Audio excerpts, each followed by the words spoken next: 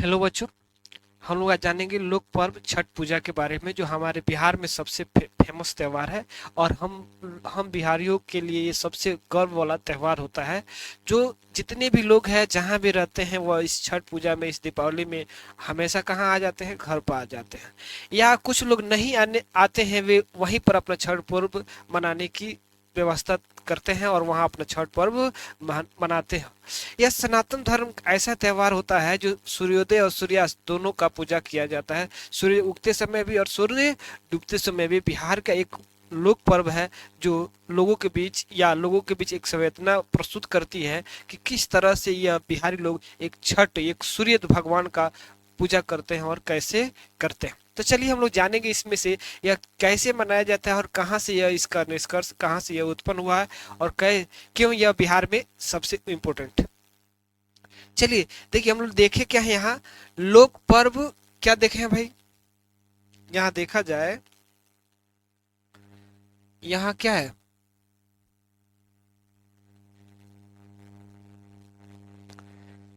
यहाँ देखिए, यहाँ दिया गया है लोक पर्व छठ पूजा। तो लोक पर्व छठ पूजा, तो हम देखते हैं छठ पूजा उत्तर भारतीय राज्य जिसमें बिहार, उत्तर प्रदेश और नेपाल के जो सीमावर्ती क्षेत्र है, वहाँ सबसे प्रमुख त्योहार है बिहार का। सबसे प्रमुख और सबसे इम्पोर्टेंट त्योहार क्या है बिहार का, जो सबसे बड़ा त्योहार माना जाता है इस भारतवर्ष में। देखा जाए, छठ एक प्रसिद्ध त्योहार है जो हिंदू कैलेंडर के कार्तिक मास, किस माह को, कार्तिक माह के छठे दिन, कार्तिक माह के छठे दिन से यह शुरू होता है। और यह त्योहार सूर्य देवता, किनका उपासना इसमें की जाती है, सूर्य देवता का उपासना की जाती है। और उनकी पत्नी उषा का पूजा इसमें किया जाता है। यह पूजा उन दोनों को समर्पित किया जाता है, यह पूजा उन दोनों को समर्पित किया जाता है।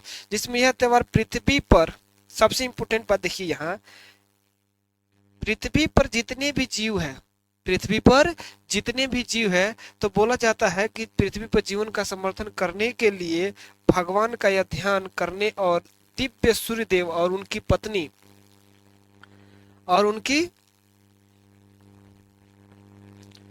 पत्नी के बारे में हम लोग जानेंगे। किन के बारे में, उनकी पत्नी के बारे में हम लोग यहाँ देखते हैं। मनाया जाने वाला सूर्य देवता, और देखिए उनकी यहाँ दिया गया पत्नी का आशीर्वाद प्राप्त करने के लिए मनाया जाता है। यह हिंदू धर्म, किस धर्म के, हिंदू धर्म के अनुसार ऐसा माना जाता है कि सूर्य कई स्वास्थ्य समस्याओं को दूर करते हैं। जो सूर्य भगवान होते हैं, विभिन्न प्रकार की जो स्वास्थ्य समस्याएं होती है वो वे दूर करते हैं। और उनकी जो रोशनी, उनकी जो किरणें शरीर पे पहुंचती है, तो वो बहुत सारे गुणों को क्या करती है, और गुणों को नष्ट करती है। और गुणों को क्या करती है भाई, नष्ट करने का काम करती है। आगे हम लोग देखते हैं इसमें क्या होता है।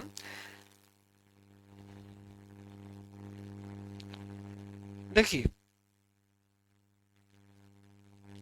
आ जाइए, अनुसार माना जाता है कि सूर्य स्वास्थ्य बहुत सारे समस्याओं को ठीक करता है।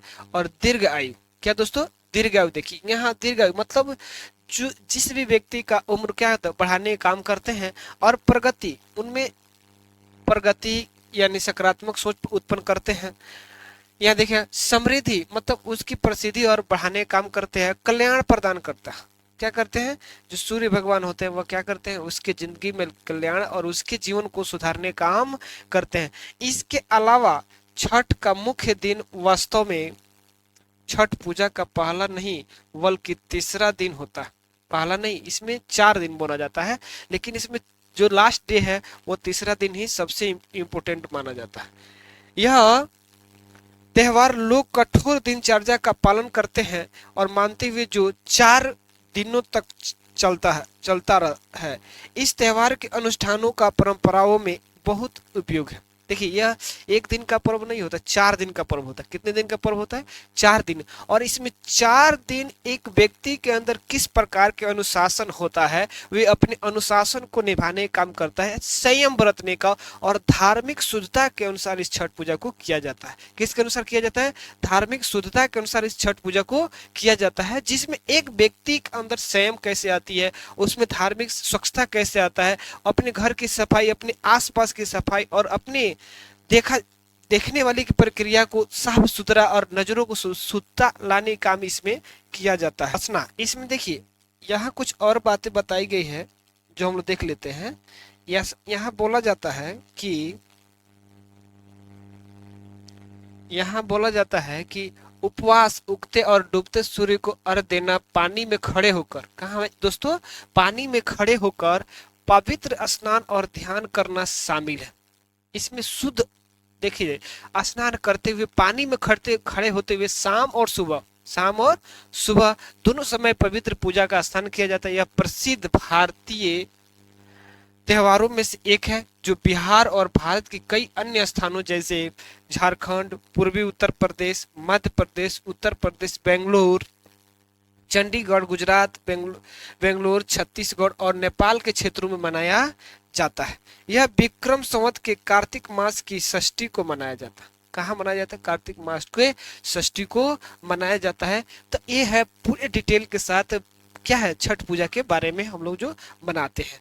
अभी तक कोई नहीं जानता था, यहाँ आप लोग देखते रहिए कि और इसके बारे में हम लोग वैज्ञानिक गुण भी देखते हैं क्या क्या होता है।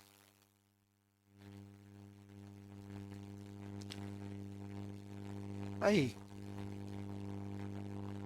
हम लोग देख रहे हैं, यहाँ बोला जा रहा है कि छठ पूजा होली के बाद गर्मियों में भी मनाई जाती है। छठ पूजा जो होती है, दूसरी छठ पूजा चैती छठ पूजा बोला जाता है, लेकिन कार्तिक मास में मनाई जाने वाली जो छठ पूजा होती है का महत्व अधिक है। जो कार्तिक मास में छठ पूजा मनाया जाता है उसका महत्व क्या है? बहुत अधिक है। ये इसमें बहुत लोग जुड़ते हैं, लेकिन जो चैती छठ होता है बहुत कम लोग करते हैं, उतना अच्छा नहीं होता है। लेकिन इस मास में इस समय जो पूजा होती है यह बहुत उपयोगी और बहुत महत्व देते हैं। यहाँ देखिए लोग इसे बड़े उत्साह से मनाते हैं। हालांकि इस त्योहार के दौरान अपने गृह नगर दूर रहने वाले लोग भी बड़ी यात्रा में यात्रा करते हैं, मतलब बहुत दूर दूर के लोग यहाँ आते हैं। चलिए उसके बाद हम लोग पहुंचते हैं नेक्स्ट क्वेश्चन में। देखा जाता है नेक्स्ट पार्ट में क्या दिखा, आगे देखना है। यहाँ देखना है हम लोग को छठ पूजा का इतिहास। क्या देखना है? छठ पूजा का इतिहास क्या है, कहाँ से यह आता है। छठ पूजा का इतिहास देखना है, यह कहाँ से लिखा गया। तो जितने भी वैज्ञानिक है, जितने भी ग्रंथदाता है, वे बताते हैं कि इसका महत्व देखा गया है रामायण और महाभारत में। रामायण और महाभारत में पहला कंडीशन बताया जाता है कि रामायण में जब राम अयोध्या वापस लौट कर आए थे तो माता सीता और राम दोनों एक अनुष्ठान किए थे और सूर्य की उपासना किए थे, और पानी में खड़े होकर सूर्य भगवान की उपासना और पूजा पाठ किए थे, जिसके कारण उनको क्या हो, संतान की प्राप्ति हो, वे राज्य को सही से चला सके। उसी प्रकार से अगर महाभारत में देखा जाता है तो एक कर्ण था जो कुंती का पुत्र था, वो भी हमेशा जो सूर्य का पूजा करता था और जो भी इच्छा धारण करता था तो उसको मिलती थी। वो हमेशा पानी के अंदर खड़ा होकर सूर्य की उपासना करता था। उसी प्रकार से कुंती और पांडव भी अपने राज्य को प्राप्ति के लिए इस तरह का पर्व किए थे। तो ये पर्व ऐसा नहीं है कि इसमें सबका मनोकामना पूर्ण होता है। जो किसी भी धर्म के लोग भी मनाते हैं तो उनकी मनोकामना अवश्य पूरी होती है। आ जाइए यहाँ देखिए, यह भक्ति सूर्यदेव की पूजा का प्रतीक है जो हिंदू महाकाव्यों से जुड़ी है। रामायण और महाभारत यहाँ बताए थे अभी आपको, रामायण और महाभारत से जुड़ी है। यह बहुत गहरा है महाकाव्य है जो कुछ छठ पूजा से जुड़े हैं। किन से जुड़े हैं? छठ पूजा से जुड़े हैं। उसी प्रकार से हम लोग आगे देखते, आगे क्या है इसमें, आगे आइए इसका वैज्ञानिक महत्व क्या है। इसका वैज्ञानिक महत्व हम लोग देख लेते हैं। देखिए यहाँ दिया गया है इसका वैज्ञानिक महत्व। क्या दिया गया भाई? वैज्ञानिक महत्व। छठ पूजा का वैज्ञानिक महत्व क्या है? जो विज्ञान होते हैं, जो साइंटिस्ट इसको क्यों मानते हैं और इसका बात क्या बताते हैं, इसे बताइए। देखिए पूजा के छठ पूजा का वैज्ञानिक महत्व है, छठ पूजा आपके शरीर को शुद्ध करने का सबसे अच्छा तरीका है, क्योंकि पानी में डुबकी लगाने और शरीर को धूप में रखने से सौर ऊर्जा का प्रवाह बढ़ता है। सौर ऊर्जा का प्रवाह क्या होता है दोस्तों, आपके शरीर में बढ़ जाता है। जो लोग करते हैं, जो व्रती होते हैं, जो पूजा करते हैं, वो पानी में स्नान करते हैं और सूर्य भगवान का अर्घ देते हैं, उस कंडीशन के अनुसार उनमें ऊर्जा का प्रवाह क्या होता है, बढ़ता है, जिससे मानव शरीर कार्य क्षमता बढ़ जाती है, जिससे मानव शरीर की कार्य क्षमता बढ़ जाती है और में सुधार होता है। उसमें क्या होता है, सुधार। ऐसा भी कहा जाता है कि छठ पूजा हानिकारक बैक्टीरिया को भी नष्ट करते हैं और मारने का काम करते हैं, नष्ट करते हैं और मारने का काम करते हैं। आइए आने वाले सर्दियों के मौसम के लिए तैयार करने में मदद करती है और छठ पूजा में शामिल होने वाले अनुष्ठान के बारे में हम लोग देखते हैं। अब ये अनुष्ठान कितने दिन का होता है, छठ पूजा जो होती है कितने दिन से एक व्रती तैयार करती है और यह किस प्रकार से होता है। वैज्ञानिक हम महत्व देख लिए। वैज्ञानिक महत्व में क्या देखें, इसका जो विभिन्न प्रारूप है वह सूर्य भगवान की ऊर्जा से प्राप्त होने वाली ऊर्जा से है। आइए हम देखते हैं आगे छठ पूजा में अनुष्ठान क्या है। यहाँ देखिए छठ पूजा में शामिल अनुष्ठान, यह अनुष्ठान करने मतलब क्या होता है, अनुष्ठान का मतलब होता है आप कितने नियमावली और कितने दिन का यह कार्यक्रम होता है उसमें बताया जाता है, उस अनुष्ठान में बताया जाना है कि किस प्रकार का अनुष्ठान होता है।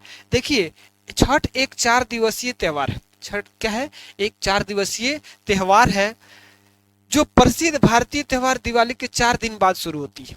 कितने दिन, दिवाली के 4 दिन बाद शुरू होती है। देखिए पहला दिन इसमें होता है नहाए खाए। इस दिन क्या होता है भाई, पूरे घर को क्लीन करने के बाद स्नान करके अपने कुछ भोजन करते हैं। पूजा पाठ से पहला दिन श्रद्धालु कोसी, गंगा और कनाई नदियों में डुबकी लगाते हैं और फिर पवित्र स्नान के बाद प्रसाद तैयार करने का काम करते हैं। क्या करते हैं, प्रसाद तैयार करने का काम करते हैं। पवित्र जल घर ले जाकर उसका छिड़काव करते हैं और पूजा पहले दिन का सबसे महत्वपूर्ण रस्मों में से एक है। पहला जिस दिन पूजा, छठ पूजा का पहला रस्म होता है, बहुत इंपॉर्टेंट होता है। आ जाइए दूसरा दिन होता है लोहंडा या खरना। बहुत जगह लोहंडा भी बोला जाता है, बहुत जगह खरना बोला जाता है। जिसको खरना क्या होता है, छठ पूजा के दूसरे दिन को भक्त पूरे दिन उपवास कर रखते हैं और सूर्यास्त के कुछ समय बाद, किसके, सूर्यास्त के कुछ समय बाद क्या करते हैं, अपना भोजन करते हैं। आइए यहाँ देखिए क्या दिया गया है कि बाद उपवास समाप्त करते हैं। छठ पूजा का दूसरा महत्वपूर्ण अनुष्ठान सूर्य और चंद्रमा। सूर्य और चंद्रमा के बाद परिवार के लिए खीर, क्या भाई, खीर, केले, चावल जैसे प्रसाद तैयार करना और प्रसाद ग्रहण करने के बाद 36 घंटे तक बिना पानी के उपवास करना होता है। कितने, 36 घंटे तक इसमें बिना पानी के उपवास करना होता है। निर्लज मतलब बिना जल के, क्या भाई, बिना जल की यह पर्व होता है जो एक पानी की एक बूंद भी, यहाँ तक बोला जाता है, जो हम बहुत जगह सुने हैं कि जो थूक हम लोग कहते हैं उसको भी नहीं घोटना है। थूक है उसको अपने शरीर के अंदर की पानी को इसमें नहीं घोटा जाता है, जो क्या होता है, यह निर्लज होता है। तीसरा दिन संध्या अर्घ देना। तीसरा दिन क्या होता है, संध्या के समय में सूर्यास्त का अर्घ देना। उसके बाद छठ पूजा के तीसरे दिन भी निर्लजा व्रत रखा जाता है और पूरे दिन पूजा का प्रसाद तैयार किया जाता है। बाद में प्रसाद को एक बांस की थाली में, जिसे हम लोग सुपली कहते हैं, क्या कहते हैं, एक बांस की थाली में उसको क्या करते हैं, लेकर जाते हैं। इस अर्घ में ठेकुआ, नारियल, केला, अन्य मौसमी फल शामिल होते हैं। जैसे इसमें आदी भी होता है, संतरा भी होता है, नींबू भी होता है, केला भी होता है, मूली भी होता है, गाजर भी, बहुत सारे के फल इसमें क्या होता है, मौसमी फल भी समय। संध्या की रस्म किसी नदी, तालाब या किसी स्वच्छ जलाशय के किनारे संपन्न होती है। सभी भक्त डूबते सूर्य की अर्घ देते हैं। तीसरे दिन क्या होता है, सभी भक्त जितने भी व्रती होती है वो सब क्या करती है, डूबते हुए सूर्य का क्या करता है, लो अर्घ देता है। लो नेक्स्ट चलते हैं हम लोग, चौथे दिन क्या होता है। चौथे दिन हम लोग क्या करते हैं देखा जाए। आइए चौथे दिन होता है, देखिए यहाँ चौथे दिन यहाँ क्या कर रहा है। चौथे दिन यहाँ देखिए बहनिया यानी बिहनिया, हम लोग कहते हैं सुबह सुबह। बिहनिया का मतलब क्या होता है, सुबह सुबह अर्घ देना। छठ पूजा के अंतिम दिन भक्त फिर से नदी या किसी जलाशय किनारे एकत्रित होते हैं और उगते सूर्य को अर्घ प्रसाद अर्पित करते हैं। अर्घ देने के बाद भक्त अदरक, चीनी या स्थानीय स्तर पर उपलब्ध किसी भी चीज को खाकर अपना व्रत तोड़ने का काम करते हैं। उस समय जब अर्घ खत्म हो जाता है, सुबह सुबह सूर्योदय होते ही सूर्य क्या होता है, व्रत में अर्घ दिया जाता है। अर्घ देने के बाद प्रणाम करने के बाद सूर्य को अर्घ अर्पित समर्पित करने के बाद क्या होता है, यह स्नान पूजा क्या होता है, खत्म होता है। और खत्म होने के बाद इस व्रत को तोड़ने के लिए क्या किया जाता है, अदरक, चीनी, लोग चाय भी पीते हैं, कुछ स्थानीय चीज को खाकर क्या करते हैं, इस व्रत को तोड़ा जाता है। आइए, इन सभी छठ पूजा अनुष्ठानों के बाद यह अद्भुत पर्व क्या होता है, समाप्त होता है। यह अद्भुत पर्व क्या होता है दोस्तों, समाप्त होता है। इस तरह से इस पर्व के लिए आपको भी इस पर्व के लिए आपको भी हार्दिक बधाई दी जाती है। इस पर्व के लिए आपको भी क्या होती है भाई, आपको भी हार्दिक बधाई दी जाती है। चलिए देखिए, आप सभी को छठ पूजा की हार्दिक शुभकामनाएं। आप भी अच्छी तरह से जहां भी रहे छठ पूजा को अच्छी तरह से मनाएं और शांति, सद्भाव, स्वच्छता अपने चारों तरफ फैलाएं और अपनी सद्बुद्धि को अपने सत्य कामों में लगाएं। चलिए फिर मिलते हैं नेक्स्ट क्लास में। जय हिंद, जय भारत, जय छठ पूजा।